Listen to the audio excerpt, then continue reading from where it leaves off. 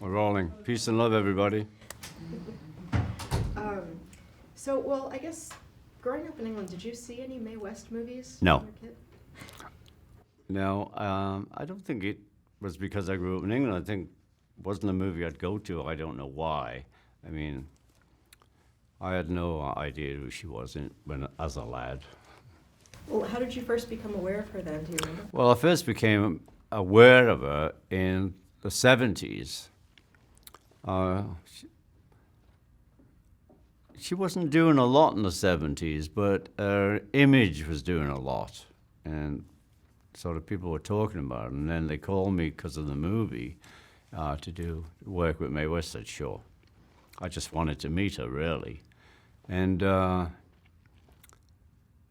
she was just cool, you know what I mean? She was really a cool lady.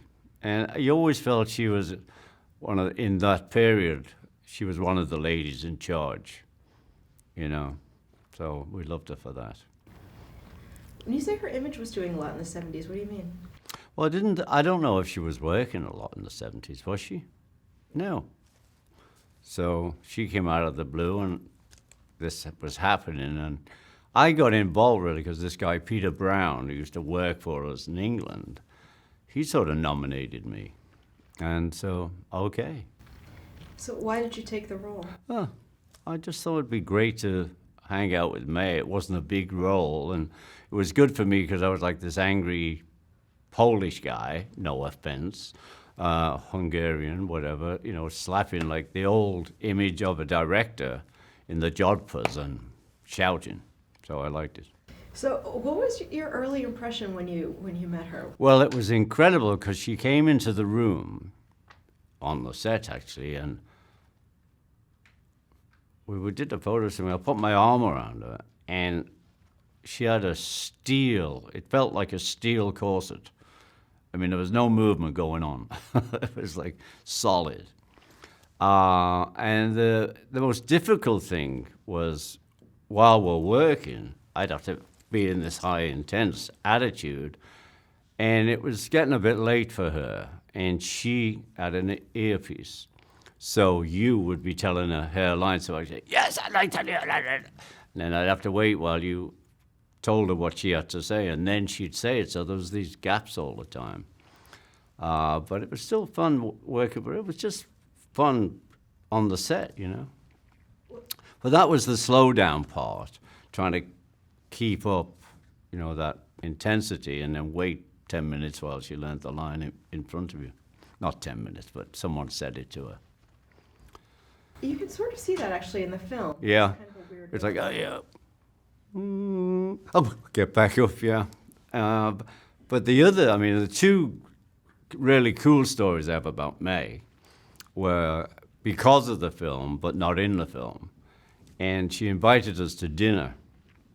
And she went all the time to this restaurant she knew downtown, so I don't even remember the name. But she gets there an hour earlier than you to do the lights. So she's got all the lights on her as you walk in the restaurant, you know, and we had a lot of fun. Oh, that's amazing. I never heard that. Yeah. And we heard later that she does that wherever she goes. She gets there early and makes sure the restaurant lights are on her. And the other cool outside story was I threw a party in the house I had then up on Haslam Terrace. And a lot of musicians, pop stars, rock stars, country stars, a lot of people were there. And Mae came, and she sort of sat here in this space. And they were all kneeling down, wanting to talk to Mae. It was just like, you know, oh, okay, you know, leave on home. Oh, yeah, tell me about it, baby. It was a really cool night. And she was just very cool with it all. Of course, she loved attention, so this was great for her. And so she made the party memorable to a lot of people in this town. And she would have been in her mid to late 80s then? Probably, you know. Yeah. But it was like, you know, she was like the queen. It was so great. She just sat there, whatever she said to the others, you know. Yeah. Also, when the reception comes out, I had seen this thing, Variety said it was cruel, unnecessary, and mostly unfunny, which I don't particularly. Well, everyone has an opinion. I mean, as I said, I haven't seen it in 100 years, so I'd have to see it again to know anything about it, really. How would you describe the Mae West sort of persona? Well, a persona was bigger than life. I mean, and as I said to you before, she,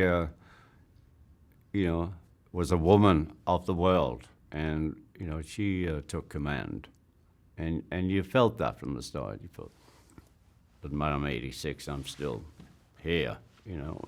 She had a really cool thing, which was great for us. We'd hang out. Keith Moon came, and Harry Nilsson. We'd hang out there, and just generally hang out. Was she different off set, or was she always? No, she was May.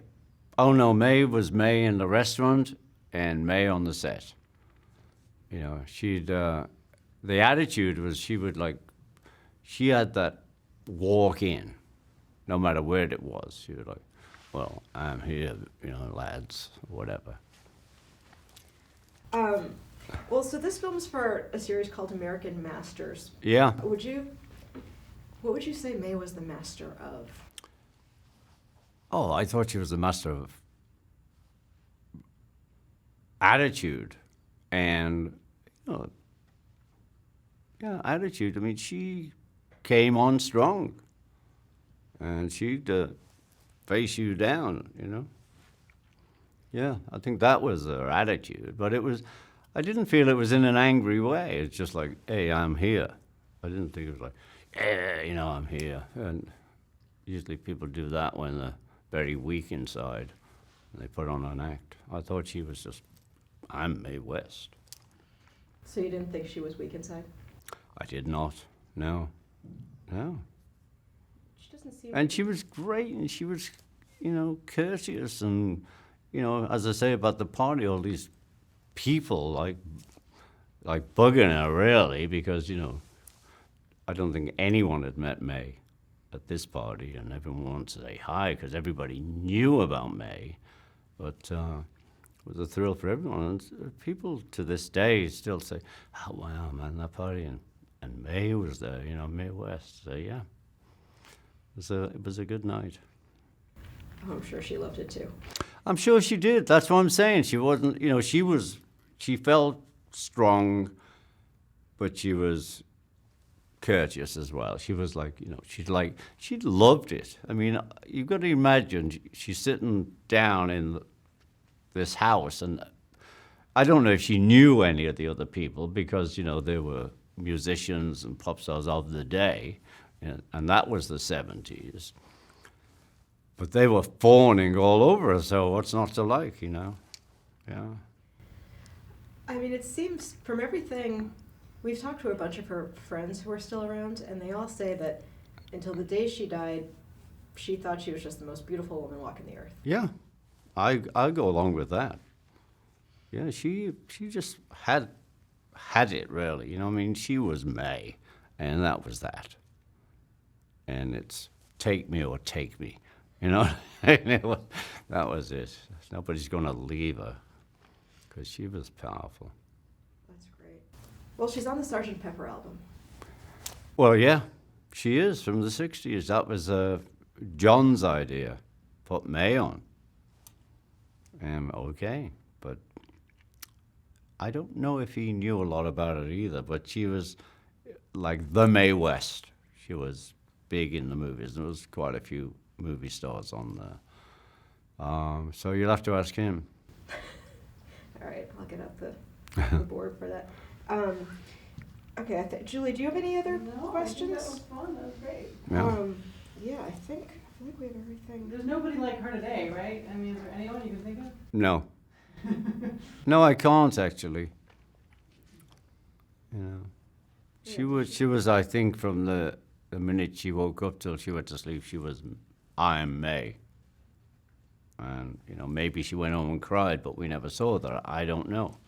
But for the small amount of time I spent with her, she was May,